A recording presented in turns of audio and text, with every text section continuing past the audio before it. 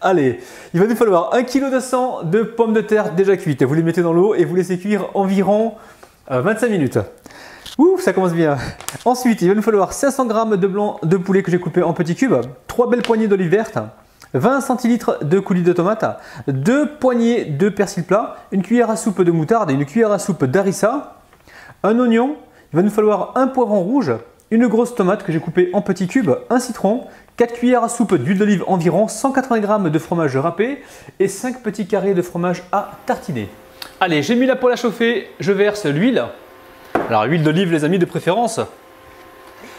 Alors. Ensuite, on laisse chauffer. Ça va rapidement puisque la poêle était déjà chaude. Et je viens y déposer donc le poulet.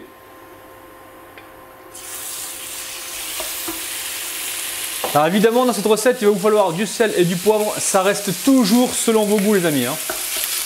Je ne vous mets pas la quantité parce que on est tous différents et chacun a l'habitude de consommer le sel à sa manière. Allez, je viens saler. Ici, je mets du poivre. Allez, je tente ou pas? Allez. Hop, hop, hop, hop, hop, hop là. Hé, hé. Bon, c'est pas mal. Alors, maintenant, le poulet est même pas mi-cuisson. On a donné une petite coloration sur un côté. On va pouvoir y ajouter les oignons et les poivrons. Là, on laisse cuire environ 4 minutes. Allez, on continue avec les olives. On va pouvoir y ajouter donc l'harissa, les amis. Oh là là là, l'harissa, les amis, l'harissa. Là, j'espère que je vais faire plaisir aux Tunisiens. Ce sont des grands consommateurs d'harissa. D'ailleurs, en parlant des Tunisiens, je vais certainement faire prochainement la recette des fricassés. Alors, si vous aimez les fricassés tunisiens, n'hésitez pas à me dire ça en bas dans les commentaires. Les amis, vivement qu'ils nous mettent l'odorama en service, que vous puissiez donc sentir un petit peu les odeurs qui se dégagent de ma cuisine. C'est un truc de dingue, les amis. Ça sent très très bon, les amis. Ah, petite histoire à vous raconter. Alors c'est une histoire, oui, alors petite histoire du petit rabinou. Vous savez que moi quand j'étais petit, vous savez ce que c'était mon rêve? Et vous êtes tous rigolés. Mon rêve c'était de manger à la cantine, les amis. Ouais, il y a beaucoup d'enfants qui n'aiment pas manger à la cantine, mais moi c'était mon rêve. Alors mes parents ne me mettaient pas à la cantine parce qu'ils n'avaient pas trop d'argent. Donc pour eux c'était cher la cantine et puis ils ne voyaient pas trop l'utilité quoi. Mais bon, quand j'étais petit, j'habitais à la campagne et je vous assure que c'est vrai. J'habitais à Condom en plein centre-ville et j'allais dans un collège qui s'appelait le collège Saint-Exupéry. Donc ceux qui habitent à Condom peuvent en témoigner. Du centre-ville jusqu'au collège, il y a à peu près, je crois, 2 km à pied. Je me tapais tous les matins une heure et quelques pour y aller et une heure et quelques pour revenir. 4 heures de route en fait, 1 heure le matin, 1 heure le midi. Je repartais encore à midi et je revenais le soir. Et je vous assure que mon rêve c'était de manger à la cantine. Donc je sortais des cours vers midi et je vous assure, ça sentait super bon à la cantine. Et en fait, nous à la maison, on mangeait super bien mais on s'en rendait pas compte. Parce qu'en fait, on avait de la viande tous les midis, ça variait, c'était l'agneau, du bœuf, du poulet, et on avait surtout beaucoup de légumes quoi. C'était incroyable. Mes parents, c'est des montagnards à la base, et ils mangent que des légumes quoi. On mangeait beaucoup de légumes, beaucoup de fruits, et on se plaignait parce que nous on voulait, parce qu'en fait, quand on revenait au collège à 14 h, il y avait toujours des enfants avec des pâtes de fruits dans leurs mains. Ils avaient toujours des petits desserts qui grignotaient comme ça après avoir mangé. Et nous, on rêvait de ça, quoi. Et on se disait quand on était petits, mais purée, ils ont vraiment de la chance de manger à la cantine, quoi. Et en fait, en grandissant, on se rend compte, bon, à la cantine, tout n'est pas dégueulasse, heureusement. Il y a des bonnes choses aussi à la cantine, il ne faut pas quand même blâmer toutes les cantines. Mais à côté de ça, le fait d'avoir habité à la campagne, le fait que mon père ait travaillé justement dans le milieu agricole, ça nous a vraiment rendu service au niveau santé. On a vraiment bien mangé quand on était petit. On a mangé beaucoup de légumes, beaucoup de fruits. Et pour ça, je ne remercierai jamais assez mes parents. Et je leur dis merci de ne pas m'avoir inscrit à la cantine, même si ça m'a coûté des kilomètres et des kilomètres. Bon voilà les amis, petite histoire de rabinou. Donc si elle vous a plu, petit pouce bleu. Les amis, n'oubliez pas, mettez-le maintenant. J'attends avec vous, prenez le temps. Ça prend 2 secondes. 1, 2, c'est fait les amis, merci. Allez, on poursuit la cuisson. Donc là, on va pouvoir y verser le coulis de tomate. On va mélanger. Alors, n'hésitez pas les amis, goûtez la préparation avant de passer au montage du gratin. Bon, je ne peux pas le faire moi parce que je suis en période de jeûne. Mais après le ramadan, quand vous regarderez cette vidéo ou si vous ne faites pas le ramadan, dégustez, enfin déguster, c'est un bien grand mot, goûtez la préparation pour voir s'il faut rajouter de l'assaisonnement ou pas. Donc là, je vais laisser bouillir encore 2 minutes et ensuite je mettrai donc le persil plat. Allez, on arrive en fin de cuisson, donc là je récupère le persil plat, donc persil plat congelé les amis, hein. Je l'ai acheté frais, je l'ai nettoyé, je l'ai haché et je l'ai mis au congélateur. Comme ça, dès que j'en ai besoin, c'est prêt, prêt pour l'emploi. Ouh, je perds mes mots moi. Oh là là, vivement que le ramadan se termine là les amis, parce que non seulement je pars en cacahuète, mais en plus je n'arrive plus à formuler mes phrases. Allez. On va juste mélanger ce persil plat parce qu'on veut garder la couleur bien verte. Donc là, j'en profite, j'éteins la plaque, je la débranche. Oups là. Ça fait du bien quand ça s'arrête. Il n'y a plus de bruit là, c'est fini. Allez, on va mélanger tout ça. Ça sent bon. J'ai envie de goûter les amis, mais je peux pas. Je pourrais que dans 10 jours. Il reste encore 10 jours de ramadan les amis. Par contre, quand vous allez voir cette vidéo, il restera peut-être que 5 ou 6 jours. Alors me dites pas, ouais mais tu sais pas compter. Ok? Là, je vous parle au moment où je suis en train de faire ma recette. Ça me rappelle un truc aussi. L'autre jour, j'avais fait un gâteau avec un yaourt et la date était passée. Mais au moment où j'avais fait la vidéo, la date n'était pas passée. J'ai posté la vidéo un mois après. C'est une vidéo que j'avais laissée sur le côté. J'avais pas fait le montage, j'avais la flemme de le faire. Et je l'ai posté un mois après. Et là, j'ai eu un abonné qui m'a dit hey, tu nous fais des gâteaux avec des yaourts complètement périmés, toi. Non, mais tu déconnes là. Je te jure. Bon, allez, on passe à la suite de la recette. Donc les amis, prévoyez du sel pour les pommes de terre et aussi pour la farce. Donc là, je mets un peu de sel. Ensuite, je viens poivrer. On va mettre un petit peu d'huile d'olive. Alors, pour juste, voilà, comme ceci, il a à peu près 1 à 2 cuillères à soupe. Et je vais commencer par écraser ces pommes de terre, les amis. Alors, si vous avez un presse purée ou un autre appareil qui vous permet d'écraser donc les pommes de terre, utilisez-le. Faites-vous plaisir les amis. Alors les amis, j'espère que je vous saoule pas trop avec mes histoires. Hein. Parce que c'est vrai que moi quand je suis parti à raconter des trucs, surtout en période de jeûne, là, oh là là les amis. Ah, en parlant d'histoire les amis, vous savez quand j'étais petit, à l'école maternelle, j'étais tout petit. Hein. Donc la maîtresse, elle nous réunissait tous là et elle nous disait de temps en temps alors les enfants, qu'est-ce que vous voulez que je vous raconte comme histoire? Et là j'étais le premier, je levais le doigt, je disais madame, la maison des 3 petits hlalef. La maîtresse me dit pardon Rabinou, vous avez dit quoi là? Je dis non madame, la maison des 3 petits cochons. Parce qu'en fait, comme à la maison on parlait arabe, on parlait français, donc je me mélangeais souvent les pinceaux. Et quand je lui ai sorti la maison des 3 petits hlalef, elle était surprise, elle me dit attends, oh, c'est quoi ça? C'est l'histoire des 1000 et une nuits ou quoi là? C'était un truc de dingue les amis. Bon, assez parlé Rabinou là, hop hop hop. Tu vas pas faire que ça hein. Allez, je mets la moutarde.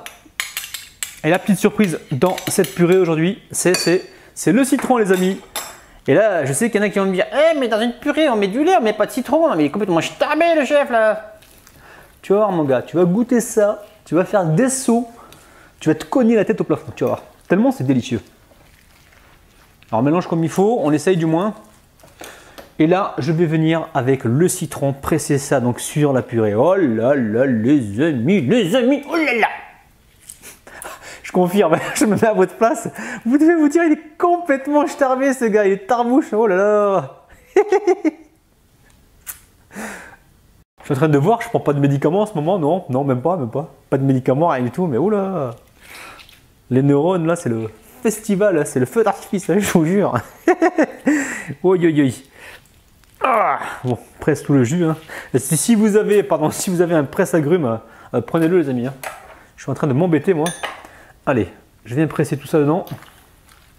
Enfin, je viens mélanger tout ça. Allez, on va passer au montage. Vous pouvez mettre un petit peu d'huile d'olive au fond si vous le souhaitez. Donc là, je vais mettre la moitié de la purée. L'autre moitié qu'on mettra dessus. Hein. Et là, je viens avec la fourchette ou avec une cuillère, avec ce que vous avez. On vient étaler donc, cette purée sur le fond du plat gratin. Donc là, c'est pas tellement une purée qu'on a fait. Hein. C'est plus un écrasé de pommes de terre. Parce que là, on voit les morceaux. Une purée, on voit plus les morceaux. Hein. C'est vraiment lisse.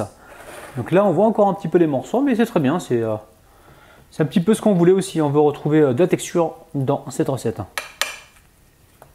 fois que c'est fait, on récupère ici la préparation au poulet et on vient la verser dedans. Là, on la répartit comme il faut. Les amis, encore une fois, quand vous allez faire cette recette à votre famille, vous êtes dans la mouise. Ils vont souvent vous la réclamer, les amis, vous allez voir. Les petites recettes de Rabinou, oh là là là là, quand on y a goûté, bon rabat, tes chevilles, elles sont en train de enfler là, oh là là. Calme-toi un peu, Rabinou, là, calme-toi. Moi, c'est vrai que c'est bon, parce que c'est une recette que j'ai déjà testée auparavant. Et je peux vous garantir que, oh là là là là, qu'est-ce que c'est bon. C'est magnifique, oh. Ensuite, vous récupérez donc vos petits carrés de fromage. Les amis, hein, si vous avez de la vache qui rit, du Saint-Moré, un autre fromage à tartiner, c'est très très bien. Là, j'aime bien cette petite touche de fromage. C'est très très gourmand, les amis. Après, vous n'êtes pas obligé de mettre ça. Vous pouvez mettre que du fromage râpé dessus, enfin au milieu là, comme je fais. Vous pouvez vraiment faire ce que vous voulez. Hein. Et c'est pareil pour les ingrédients que j'utilise. Hein. Si vous n'avez pas ça dans vos frigos, faites avec ce que vous avez. C'est très très bien, les amis. Hein. Vous allez quand même vous régaler. Et dans cette recette, je n'ai pas mis d'épices, hein, parce que bon, il y a les olives qui parfument pas mal. Et il y a l'harissa aussi. Donc, chez vous, si vous voulez mettre du cumin, du gingembre, mettez ce que vous voulez. Faites-vous plaisir. Hein. Si vous êtes fan de basilic aussi, vous pouvez mettre du basilic. Sincèrement, mes recettes sont modulables. Je le répète assez souvent. Et je le répète surtout pour les nouveaux arrivants. Parce qu'il y a des nouvelles personnes qui arrivent. Et elles ne le savent pas encore parce qu'elles n'ont pas vu mes vidéos précédentes. Donc j'aime bien les informer. Et là, je suis sûr qu'il y en a certains qui se disent « Mais comment il va mettre la purée dessus? Parce que la purée, c'est un bloc. Ça ne va pas s'étaler. » Ne t'inquiète pas pour Rabinou. C'est un petit effritou. Alors, je vais vous expliquer comment je vais faire. Je récupère ici un petit peu d'eau. Je mouille mes mains, comme ceci. Et ensuite, je récupère un petit peu de purée. Donc les mains bien propres. Et je viens écraser comme ceci. On écrase comme ceci. Et on pose des petits tas. C'est tout simple. Et là, je continue. Donc je mouille mes mains. Et je récupère donc des petits tas d'écrasés de pommes de terre. C'est même pas de la purée. C'est un écrasé de pommes de terre. Et je vais continuer comme ça. Donc jusqu'au bout. Et oui, l'astuce, elle est pas mal. Hein. Rabinou, c'est aussi des histoires. C'est des moments drôles. Des cascades des fois aussi. Mais souvent, c'est des bonnes astuces, les amis. Alors les amis, le fromage que j'utilise aujourd'hui, c'est de la mozzarella râpée. Alors on en trouve dans le commerce, il n'y en a pas partout je sais, mais j'ai un magasin près de chez moi, enfin c'est un grossiste, et ils vendent de la mozzarella râpée. Donc elle est salée cette mozzarella, c'est pas la mozzarella en boule que vous achetez dans le commerce, c'est une mozzarella qui est salée. Donc là on met de la mozzarella par-dessus, donc pas besoin de faire de la béchamel, c'est pas très utile pour cette recette. Là on va juste recouvrir de fromage râpé, on préchauffe le four à environ 180 degrés, et on laisse gratiner donc gentiment à environ 20 minutes, 25 minutes. Donc c'est à vous de surveiller. Donc les amis, n'hésitez pas à rajouter un peu plus de fromage râpé si besoin. Alors petite astuce pour vous, parce que moi j'utilise de la mozzarella. Donc la mozzarella, c'est un fromage qui fond assez facilement, qui ne sèche pas donc au four. Vous, si vous avez du fromage râpé, dans ce cas-là, ce que je vais vous conseiller, c'est de mettre le fromage râpé dans le bol. Vous mettez 3 cuillères à soupe de lait, vous mélangez, vous faites ça en début de recette. Et ensuite, quand vous arrivez au moment de mettre le fromage râpé, vous mélangez une dernière fois parce que le lait il va certainement retomber au fond. Et vous étalez comme ceci et vous aurez donc un beau gratinage. Donc les amis, je vais répéter la température du four, donc 180 degrés. Et au niveau de la cuisson, je vais encore me répéter, c'est environ 20-25 minutes. Il faut vraiment avoir une belle coloration. Allez, les amis, ça y est, le gratin est cuit. Oh, oh, il sent très très bon, les amis. Hein. Allez, on passe aux dédicaces. Je dédicace aujourd'hui Fari Mata, Moms 2-3 Princesse, Amira The Queen, Ibrahima, Foulé Mata, ensuite Hamda, Mélina, Lima, et c'est tous les amis. Alors, comme d'habitude, hein, si vous réalisez la recette, refaites-la et envoyez-moi donc vos photos sur ma page de Facebook. Franchement, elle vaut le détour cette recette, ça sent très très bon. Et l'astuce de la purée au citron, vous m'en direz des nouvelles les amis. Oh là là là là, ça sent bon, oh là là. Miam miam. Donc les amis, je vais quand même vous montrer à l'intérieur, là je suis revenu, il reste 1 heure avant le tour, mais non, là j'ai envie de vous montrer l'intérieur parce que je sais que vous allez me dire « tu nous as pas fait voir l'intérieur, Rabinou là !» Allez, je vais couper une jolie part, regardez, ça se coupe très très bien les amis. Oh là là là là là là. C'est un truc de dingue. Donc là on coupe joliment la part. Je viens essuyer donc le couteau, très important.